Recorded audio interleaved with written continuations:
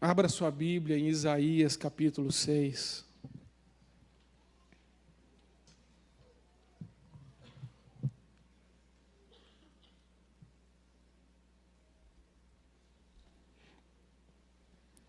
O pastor Sebastião, desde a hora que pisou nesse púlpito, só falou isso. O Senhor, Ele está no trono. E a mensagem de hoje é: o Senhor está no trono. Amém? O Espírito é o mesmo. Deus quer falar com você alguma coisa nisso. O chamado de Isaías capítulo 6, de 1 a 8, diz: no ano em que rei Uzias morreu, eu vi o Senhor assentado num trono alto e exaltado, e a aba da sua veste enchia o templo. Acima dele estavam serafins, cada um deles tinha 6 asas, com 2 cobriam o rosto, com 2 cobriam os pés, e com 2 voavam. E proclamavam uns aos outros: Santo, Santo, Santo é o Senhor dos exércitos. A terra inteira está cheia da sua glória. Ao som das vozes, os batentes das portas tremeram, e o templo ficou cheio de fumaça. Então gritei: ai de mim, estou perdido, pois sou um homem de lábios impuros e vivo no meio de um povo de lábios impuros. Os meus olhos viram o Rei, o Senhor dos exércitos. Logo um dos serafins voou até mim, trazendo uma brasa viva, que havia tirado do altar com uma tenaz. Com ela tocou a minha boca e disse: veja, isto tocou os seus lábios. Por isso, a sua culpa será removida e o seu pecado será perdoado. Então eu ouvi a voz do Senhor clamando: quem enviarei? Quem irá por nós? E eu respondi: eis-me aqui, envia-me. Amém. Amados irmãos, esse texto fala muito ao meu coração. Isaías, ele está tendo uma visão de Deus. Nós precisamos entender que a nossa vida vai caminhando normal, como a vida de Isaías ia caminhando normal. Isaías era um homem de Deus, Isaías era um profeta, mas ele ainda não tinha tido este encontro com Deus. E quando Deus se revela a Isaías dessa forma, e ele vê Deus sentado no alto e num sublime trono, ele tem uma visão da glória de Deus. Amados irmãos, um homem e uma mulher que tem uma visão da glória de Deus, jamais pode continuar sendo o mesmo. Um homem e uma mulher que tem uma visão da glória de Deus, tem a sua vida transformada pela presença, pela manifestação da presença do nosso Senhor em nossas vidas. Um dia, Deus se revelou a mim, em 2005, um homem pecador, um homem sem futuro, um homem sem propósito, um homem escravo do diabo, escravo do mundo, escravo dos desejos e das paixões. E quando eu estava louvando a Deus e dizendo ao Senhor: leva-me, Senhor, além, leva-me além, naquela hora o Senhor me salvou. Naquela hora o Senhor se revelou e Ele me tirou das trevas, Ele me tirou da lama do pecado, Ele me tirou da imundícia do mundo, Ele me tirou da minha escravidão, onde eu era escravo dos meus desejos e das minhas paixões. Ele me transformou de dentro para fora, Ele me tocou e eu já não era mais o mesmo. Ninguém pode permanecer a mesma pessoa depois de ter um encontro com o nosso Senhor. Nós não podemos aceitar a mesma vida, nós não podemos aceitar os mesmos valores, nós não podemos aceitar os mesmos princípios, nós não podemos aceitar que as circunstâncias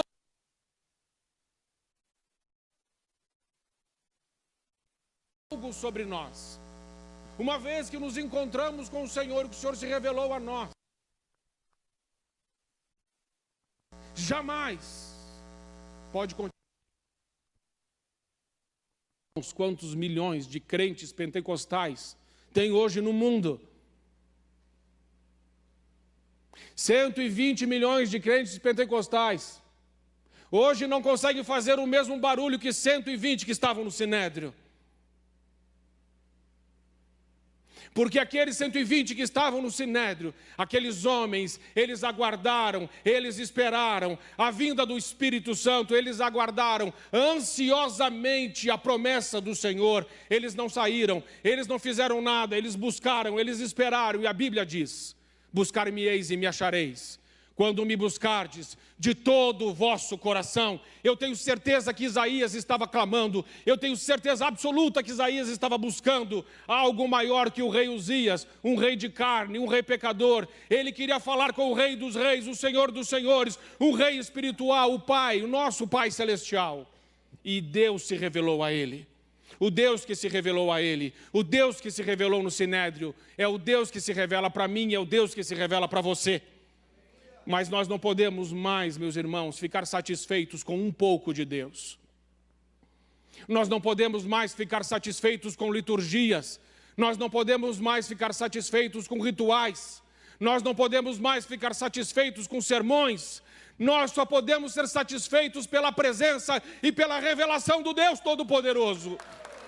É a única coisa, meus irmãos, que satisfaz a nossa alma, que preenche o nosso interior, que transforma a nossa história, que muda a nossa vida. É a presença maravilhosa, poderosa e sobrenatural do Deus Altíssimo, que está assentado, sim, num alto e num sublime trono. Quando Abraão se encontrou com esse Deus, nunca mais foi o mesmo. Ele era idólatra, sua família era idólatra, diz Josué 24.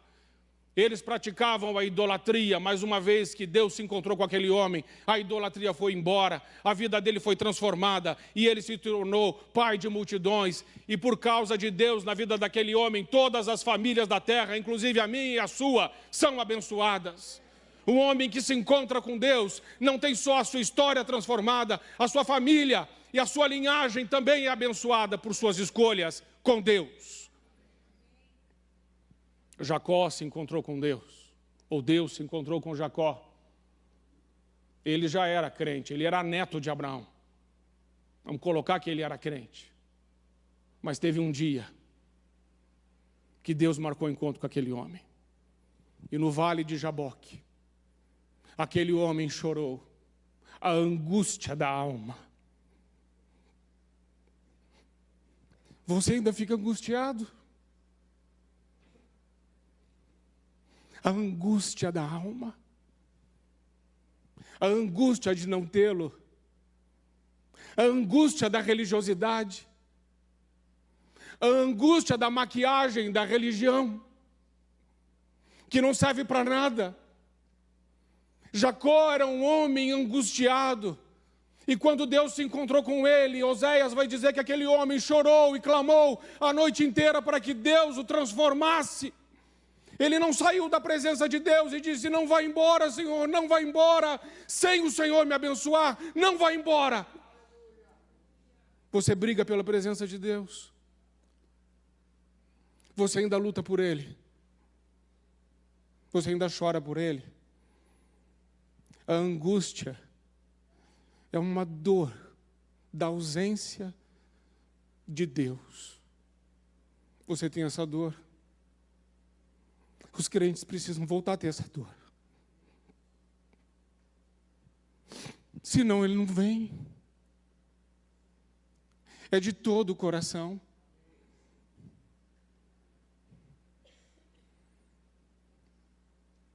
Gideão, Deus se revela a ele.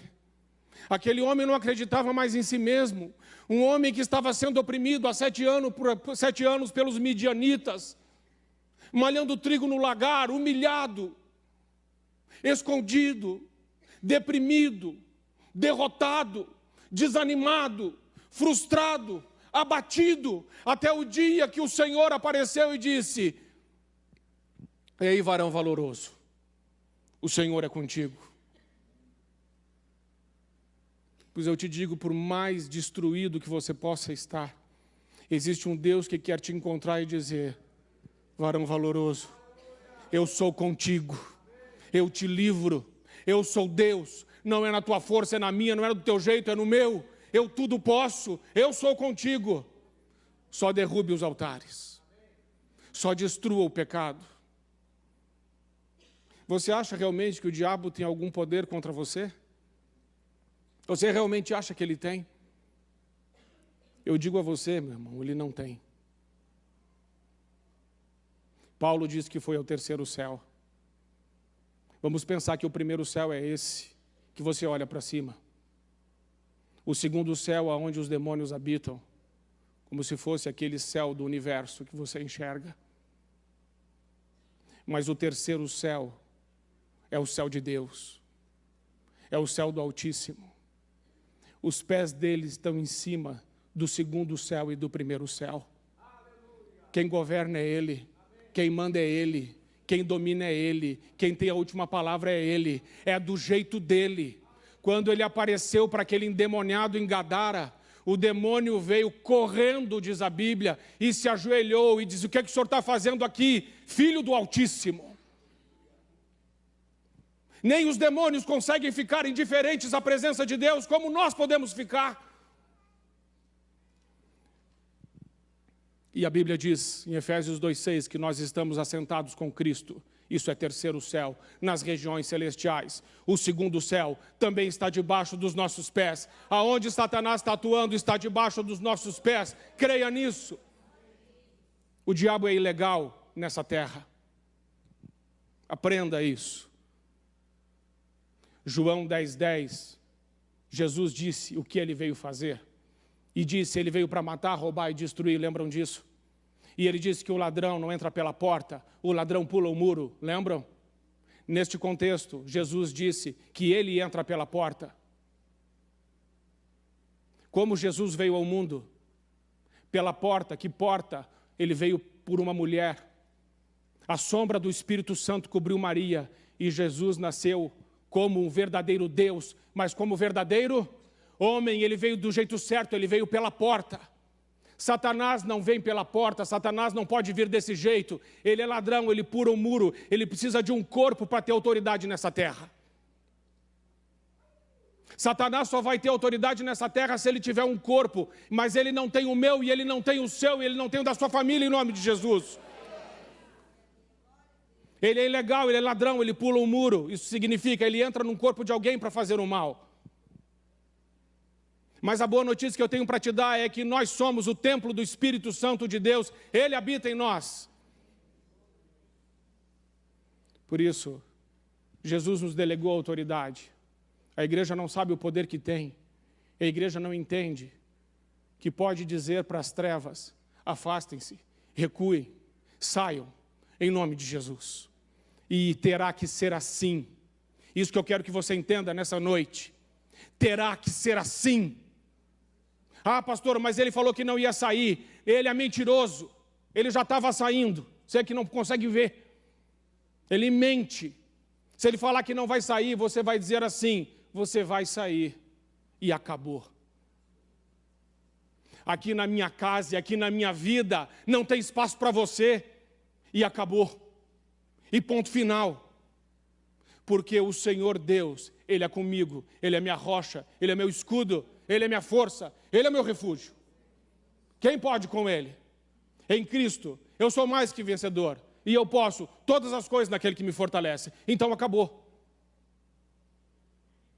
Não deixe que Satanás, usando alguém, o corpo de alguém, a boca de alguém, os olhos de alguém, fira você. Não permita. A nossa luta não é contra a carne e nem contra o sangue, mas é contra principados e potestades que habitam as regiões celestiais. Isaías viu o Senhor num alto e num sublime trono. Apocalipse 44, capítulo 4, versículo 8, fala que 4 seres viventes declaram de dia e de noite: santo, santo, santo é o Senhor Deus Todo-Poderoso, aquele que era, que é e que há de vir. E todas as vezes que eles declaram isso, os 24 anciões jogam as suas coroas no chão e dizem: digno é o Senhor de receber toda essa glória, toda essa honra, todo esse louvor, porque Ele criou todas as coisas. Você já perdeu a visão de Deus? Você já esqueceu de quem Ele é? Você esqueceu da sua majestade, da sua grandeza? Não esqueça. Lembre-se, Ele está num alto e num sublime trono. Agora mesmo Ele está recebendo uma adoração no céu, milhões de vezes melhor do que essa que nós damos para Ele aqui. Mas não deixe de fazer isso. E não deixe de adorar a Deus no teu secreto. Porque logo o trono do Apocalipse 20 chegará. E Apocalipse 20 também fala de um trono. O grande trono branco de Deus. De onde Ele irá julgar todas as nações. Aonde haverá o juízo de Deus. Deus está num alto e num sublime trono para se revelar para nós. Para ser adorado. Mas também para julgar o mundo.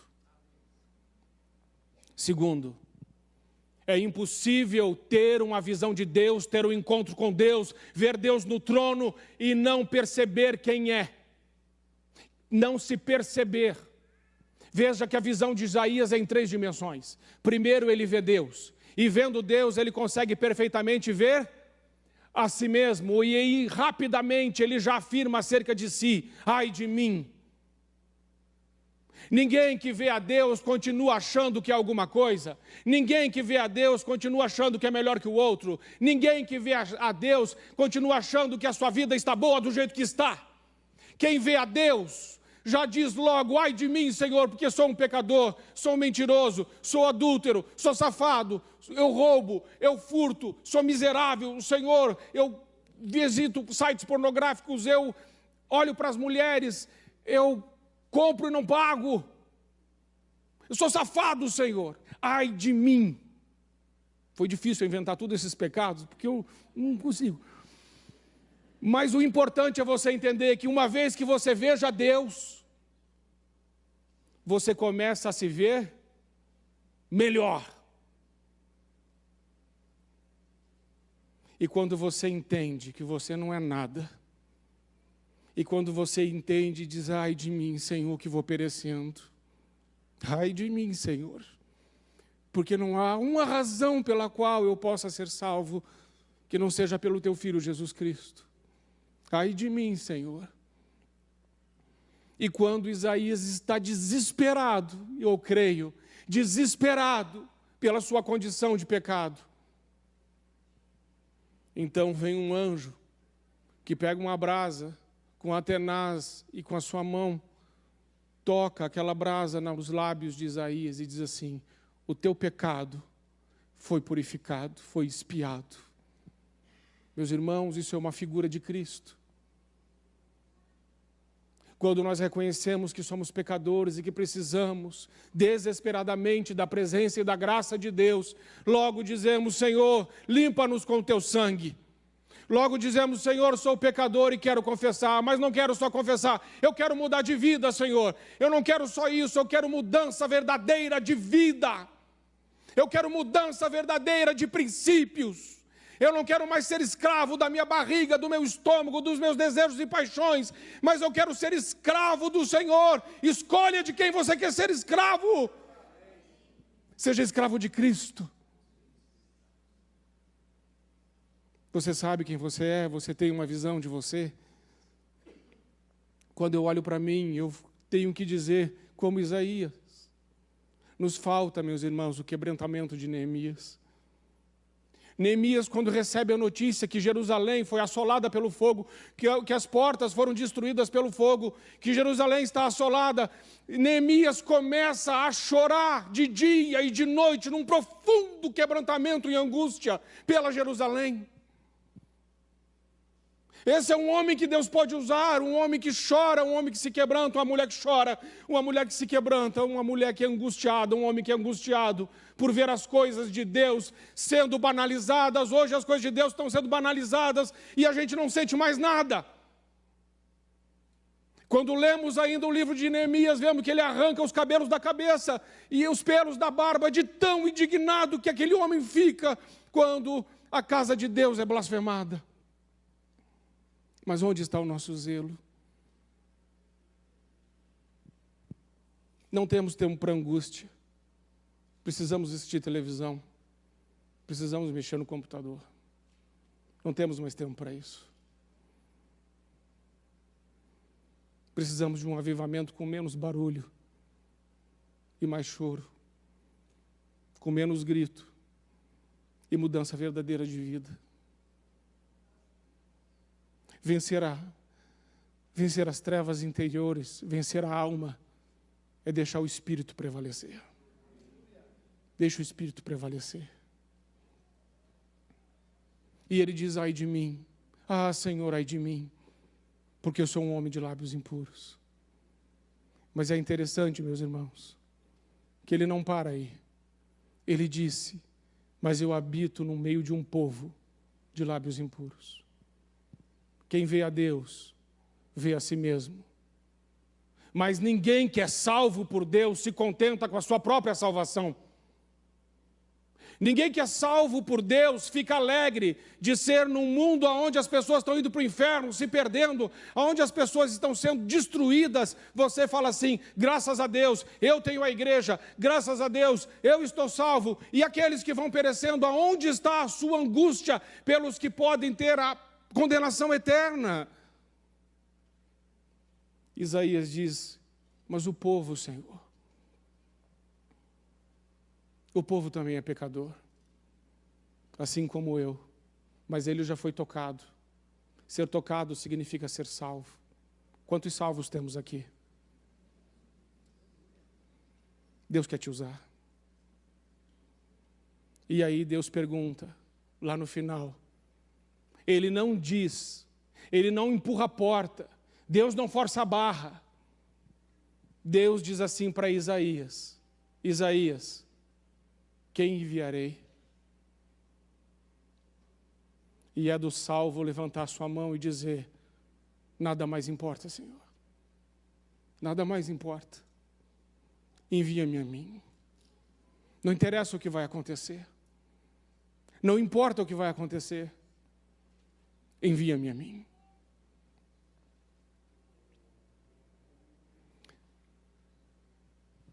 Essa cidade tem muitas pessoas que precisam da graça de Deus. Muitas pessoas. Deus quer te usar, sabia? Você já viu a glória de Deus, porque você já se encontrou com Ele. Você foi salvo. Mas agora Deus tem uma missão para você e para mim. Conquista essa geração para Cristo. Não se contente em você ser salvo, não se contente que a sua vida está boa, que o seu coração possa sangrar por aqueles que estão perecendo. Porque eu creio que foi pela oração de alguns irmãos que Deus me tirou do inferno e me levou para o céu. Foi pelo acolhimento e pelo amor de alguns irmãos. E eu nunca vou esquecer da célula na casa do pastor Sebastião. Eu e a minha família, que estávamos destruídos. 1 ano na casa dele em célula. E nós aprendemos de Jesus. E hoje eu estou aqui. Não sou grande coisa, mas eu estou aqui. Porque alguém teve misericórdia e investiu na minha vida. Eu nunca vou poder agradecer isso direito. Como é que você agradece um negócio desse? Mas essa igreja trabalha com células. Eu fui salvo numa. Eu queria que você abraçasse a visão dessa igreja. Eu queria que você frequentasse uma célula dessa igreja. Ou da sua igreja, se você é de outra igreja. Mas se você não é, procure uma célula aqui. Meus irmãos, nós engordamos.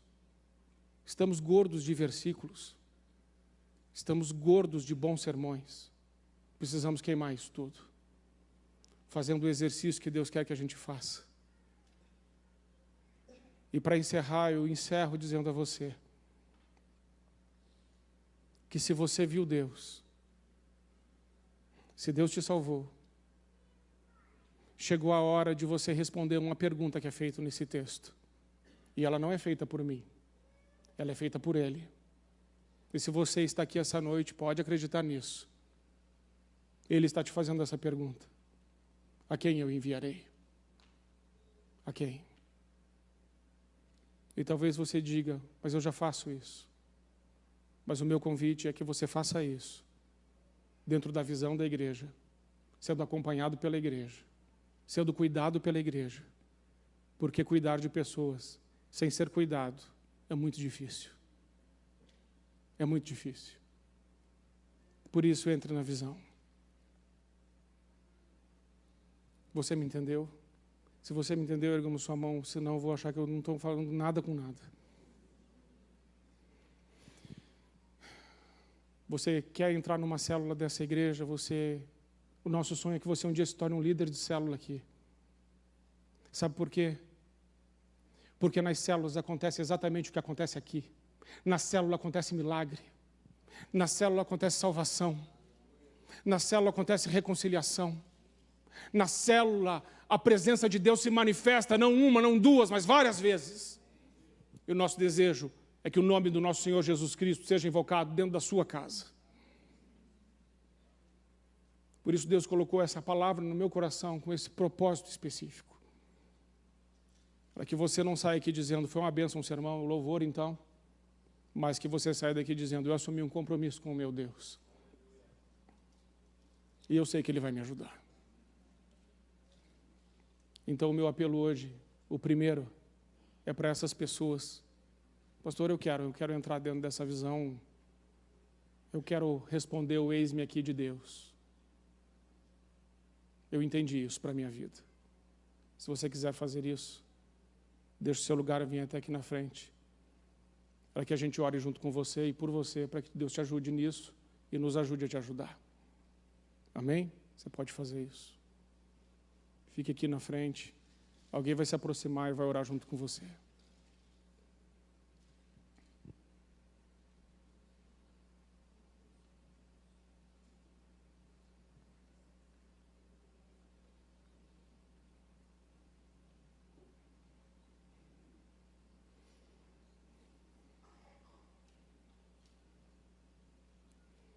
É necessário, meus irmãos, tomar uma atitude, eu sei.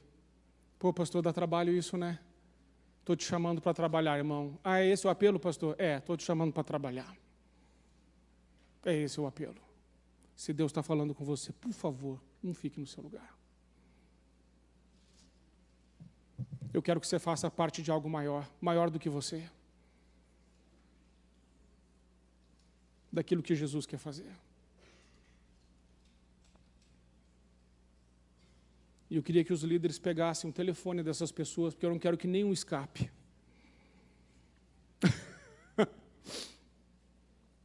Não, de jeito nenhum.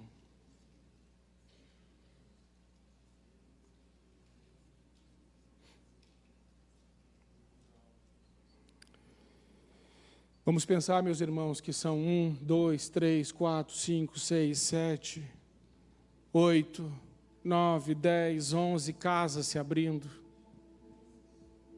Vamos pensar, 12, 13. Vamos pensar nisso. Onde será invocado o nome de Jesus.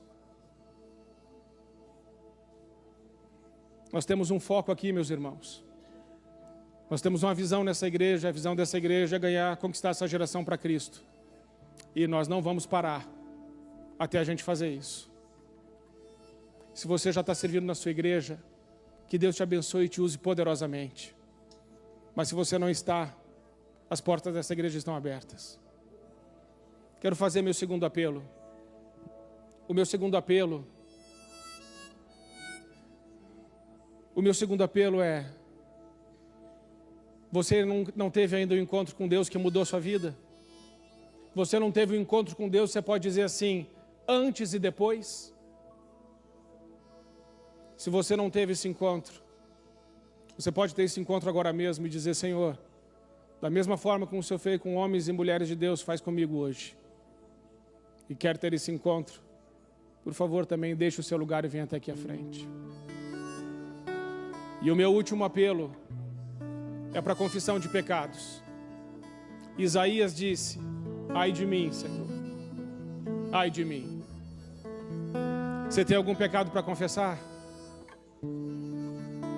Deixe o seu lugar e confesse, mas confesse e deixe o pecado. Viva uma vida santa para a glória do Senhor.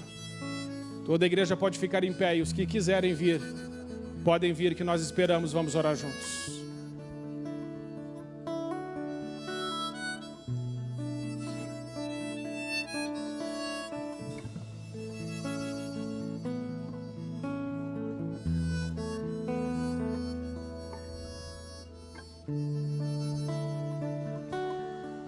Confessar pecado significa reconhecer diante de Deus tem coisas que estamos fazendo que não estão de acordo com a vontade de Deus.